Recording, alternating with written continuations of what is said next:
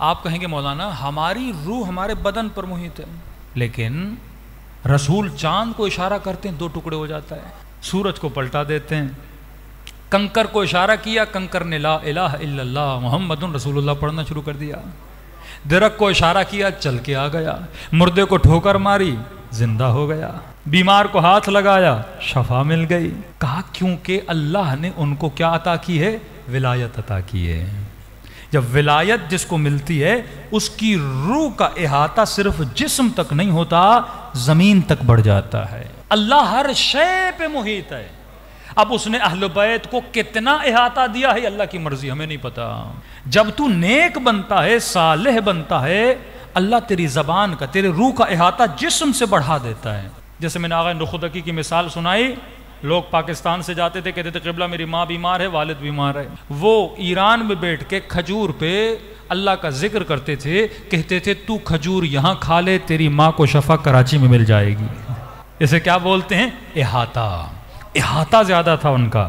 مطلب جب تو اپنے بدن پر کمپلیٹلی کنٹرول کر لیتا ہے، یہ 2 جنگیں ہیں، تو بدن کو کنٹرول کر رہا ہے یا بدن تجھے کنٹرول کر رہا ہے، تو اپنے ایموشنز کو کنٹرول کر رہا ہے یا تیرے ایموشنز تجھے کنٹرول کر رہے ہیں، تو اپنی شہوت کو کنٹرول کر رہا ہے یا شہوت تجھے کنٹرول کر رہی ہے، تو اپنے غصے کو کنٹرول کر رہا ہے یا غصہ تجھے کنٹرول کر رہا ہے، تو حسد کو کنٹرول کر رہا ہے یا حسد تجھے کنٹرول کر رہی ہے، تو زبان کو کنٹرول کر رہا ہے یا زبان تجھے کنٹرول کر رہی ہے۔ جب تو اپنے سارے اعضاء کو اپنے روح کا قیدی بنا دیتا ہے، خدا تیرے روح کے احاطے کو بڑھا دیتا۔ اب تو کھجور پہ لفظ پڑھے گا، کوئی بیمار کھائے گا اسے شفا مل جائے گی، کیونکہ یہ زبان تیری زبان نہیں ہے، اب یہ اللہ کی زبان بن جاتی ہے، کیونکہ اس پہ احاطہ ہو چکا ہے، تیرا کنٹرول آ چکا ہے۔ لیکن کتنا ضعیف و ذلیل ہو جاتا ہے انسان، ایک لقمے کے پیچھے، تھوڑے سے مال کے پیچھے، نگاہ حرام کے پیچھے، 5 منٹ کی شہوت کی لذت کے پیچھے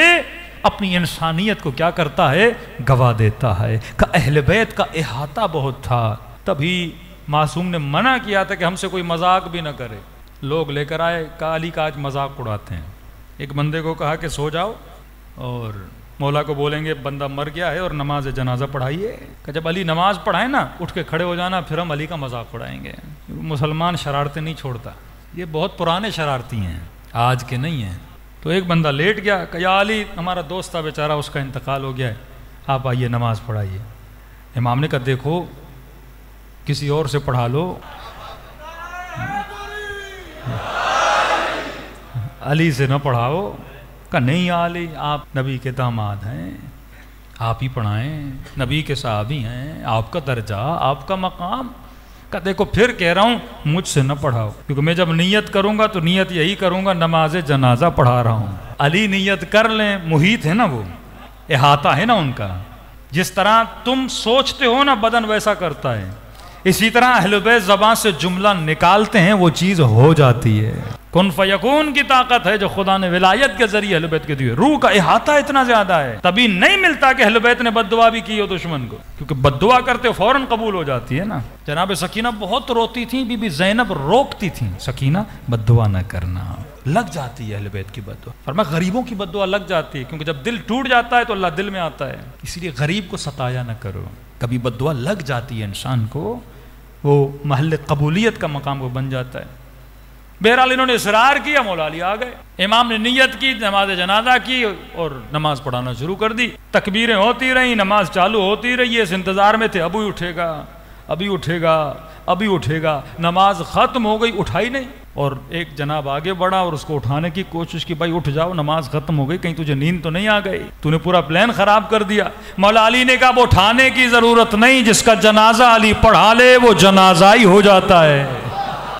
اب یہ گولی پتہ نہیں کیا ہے، ہم ہدایت کی گولیاں مارتے ہیں، ایمان کی گولیاں، کلیشن کوف والی نہیں، میڈیسن والی گولیاں۔ تو فرمایا اے مومن اگر روح کا احاطہ بڑھانا چاہتے ہو، پہلے اپنی روح کو سمجھو، خدا سمجھ میں آ جائے گا۔